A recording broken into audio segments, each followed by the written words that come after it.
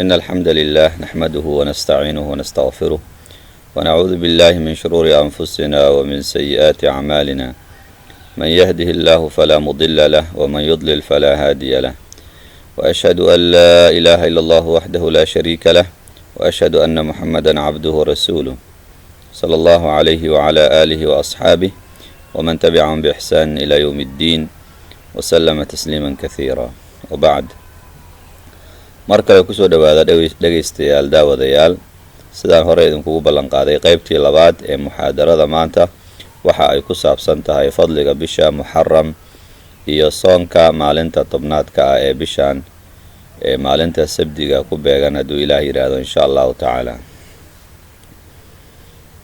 ilaahay subxaanahu wa tacaala waxa uu ku leeyahay qur-aanka ina ciddata ashuhuuri cinda allahi 12 shahran fi kitaabi illah يوم خلق السماوات والأرض منها 4 حرم ذلك الدين القيم فلا تظلموا فيهن أنفسكم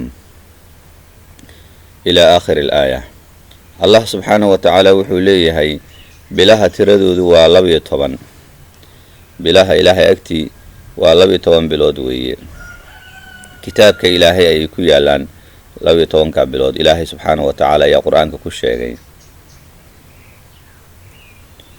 waxay ka bilaabanayaan bisha muxaram safar rabiicu alawal rabiicu athaani jumaada alula jumaada alaakhira rajab shacbaan ramadaan shawaal dulqacda wa dulxija waa bilaha muslimiinta bilaha hijriyada ee dadka muslimiinta ah ay isticmaalaan weeye waxayna soo bilaabatay waqtigii tirinteedii waqtigii cumar bin khadaab radi allahu canhu waxaana laga soo tirinayaa markii nebigu sal alla alay wasalam uu ka hijrooday magaalada maka uuna u hijrooday magaalada madiina ayay tirinteedu ka bilaabmaysaa bisha ugu horreyso ee sanadka waxaa la yidhaahdaa muxaram waa bisha aynu ku guda jirno hadda waxaana loo yaqaanaa shahrullahi almuxaram bishii ilaahay ee muxaram ilaahay subxaanahu wa tacaala isagaa isu idaafeeyey bishaan fadliga ay leedahay iyo darajada ay leedahay darteed waxyaabaha ilaahay subxaanahu wa tacaala isu idaafeeyo dhammaantood waa waxyaabo waxa weeyaan oo khayr badan uu ku jiro maxaa yeelay ilaahay subxaanahu wa tacaala waa alla wanaagsan waxa wanaagsan ayuu markaa jecel yahay bisha muxaram walaalayaal waa bil aad u fadli badan nebigu sala allahu calayhi wasalam xadiid waxa uu ku leeyahay afdalu siyaami bacda ramadaan shahrullahi almuxaram soon waxaa u fadli badan bisha ramadaan ka bacdi bishii ilaahay ee muxaram wa afdalu salaati bacda alfariidati salaatu lleyli salaadna waxaa u fadli badan salaada faradka ah ka bacdi salaatuleylka ayaa u fadli badan sidaynu muxaadaradii hore aynu kusoo sheegnay bisha muxaram walaalayaal waxay leedahay khasaa'is waxyaabo u gaar ah marka koowaad waa bisha ugu horreyso ee sanadka hijriga ah sanadka hijriga ah bisha ugu horreyso ay ka bilaabmayso waa bisha muxaram marka labaad waxay ka mid tahay bilaha xurmada leh ee waxa weeyaan jaahiliyada xilligii jaahiliyada iyo xilligii islaamka ka bacdiba bilo waxaa jiro la xurmeeyo oo 4 ah bilahaas bay ka mid tahay waa dulqacda waa dulxija waa muxaram iyo bisha rajab 4taa bilood waa 4 bilood oo xurmo leh marka bisha muxaram waxay ka mid tahay bilaha xurmada leh ayay ka mid tahay sidoo kale walaalayaal bishaan waxa weeyaan dhexdeedii sidii muxaadaradii hore aynu ku soo sheegnay waxaa dhacday guul weyn oo waxa weeyaan muslimiintu ay gaareen waa guushii nebiyullaahi muuse calayhi salaatu wasalaam uu ka guulaystay boqorkii daalimka ahaa ee fircoon ee ilaahnimada sheegtay bishii la halaagay ayay bishaanu ay tahay weliba maalinka tobnaad ee bishaan ayay ahayd maalintii la halaagay fircoon 10ka bisha muxaram ayaa la halaagay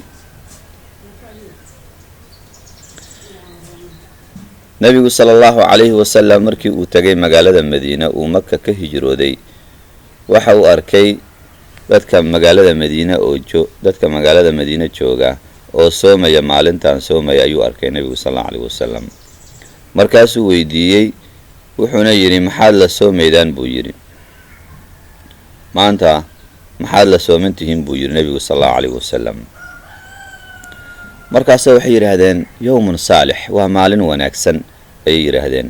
ilaahay subxaanahu wa tacaala ayaa waxa weeyaan uu ka badbaadiyey nebiyullaahi muusa calayhi assalaam gaalkii weynaa ee ilaahnimada sheegtay fircoon bay yidhaahdeen. markaasuu nebigu yidhi sala allahu calayhi wasalam, annaga ayaa idinkaga xaqnimo badan nebi muuse annaga ayaa idinkaga xaqnimo badan ayuu yidhi nebi moxamed sal allau alayhi wasalam. nebiga waa uu soomay maalinka tobnaadka ah. marka maalintaa in la soomo waa sunno weeye, maalinka tobnaadka ah in la soomo. nebiga sal allahu alayhi wasalam ayaa soomay. ma aha wax looga dayanayo gaalada, ma aha, weliba waa wax lagu khilaafayo yahuudda lagu khilaafayo weeye. maxaa yeele nebigu sala allahu calayhi wasalam waa uu soomay maalinta, wuxuuna yidhi nebi muuse annagaa idinkaga xaqnimo badan. wuxuu kaloo raaciyey, fain kaana alcaamu almuqbil in shaa allah sumna alyowma ataasic, haddii ilaahay uuna gaarsiiyo sanadka soo socda waxaan soomaynaa buu yidhi maalinta 9aad. laakiin falam ya'ti alcaam almuqbil xataa tuwufiya rasuulu llahi sal allau alayh wasalam. sanadkii ku xigay lama gaarinba nebiga sal allau alayh wasalam waa uu geeriyooday ila rafiiq alaclaa, rafiiqa sare ayuu aaday. markaa nebiga ma soomin maalinta 9aadka iyo 10aadka ah. 10 iyo 11 sanadka dambe ee uu u sheegay asxaabtiisii ma uusan soomin, maxaa yeelay ajashiisii ayaa halkaa ku dhammaatay. marka nebiga waa soomay sanadkaas, wuxuuna amray asxaabtiisi inay soomaan, maalin ku xigtana in la soomo ayuu amray. xadiid ibnu cabaas uu warinayo wuxuu leeyahay nebigu sala allahu calayhi wasalam, suumuu yowma caashuraa, maalinta caashuraa maalinta la yidhahdo waa maalinta tobnaadka ah ee bisha muxaram, sooma ayuu yidhi nebigu sal allau alayhi wasalam. wakhaalifuu fiihi alyahuud, yahuuddana khilaafa.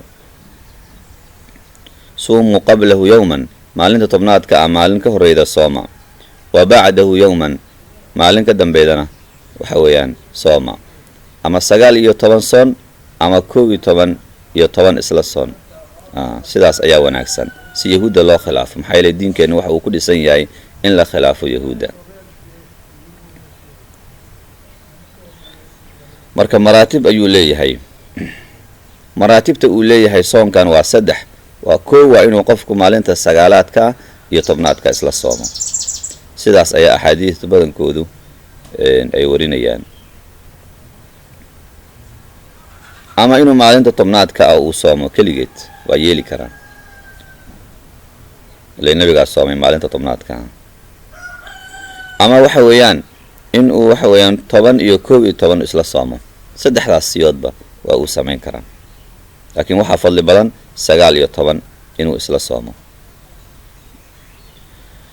fadlu siyaami caashuraa, maalinta 10aadka haddii la soomo maxaa la helayaa oo fadli ah oo wanaag ah oo ajar ah? nebigu sala allahu calayhi wasalam ayaa inoo sheegay. xadiid uu warinayo abu qataada alxaarith ibni ribciy radia allahu canhu wuxuu leeyahay, nebigu sal allahu alayhi wasalam wuxuu yidhi, sawmu caashuraa, maalinta caashuraa soonkeedii yukafiru asanata almaadiya, sanadkii tegay oo dembi dhaaf ayaad ku helaysaa. waa sakaa'iru dunuub, dembiyada yaryarka ah ayuu ilaahay subxaanahu wa tacaala kaaga dhaafayaa maalinta 10aadka ah haddii aada soonto. wa sawmu yowmu carafa, maalinta carafa, bishii carafa aynu ka soo gudubnayna soonkeedii iyaduna waxa weeyaan yukafiru sanatayni, 2 sano dembi dhaaf ayaad ku helaysaa isaguna, almaadiya waalmustaqbal, sanadkii tegey iyo midka waxa weeyaan soo socda.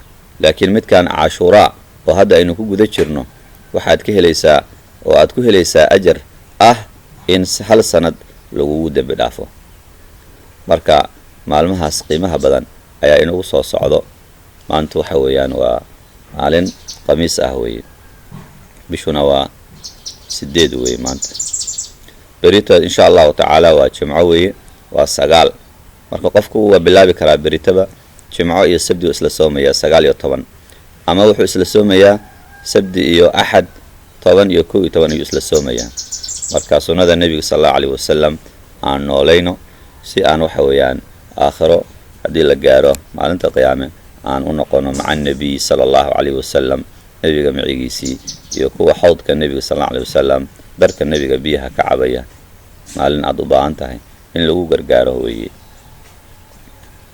qofkaan soomi karin marka waxaan kula talinayaa insha allahu tacaala sida nebigu sallallahu alayhi wasallam uu sheegay inuu qof sooman uu afuriyo.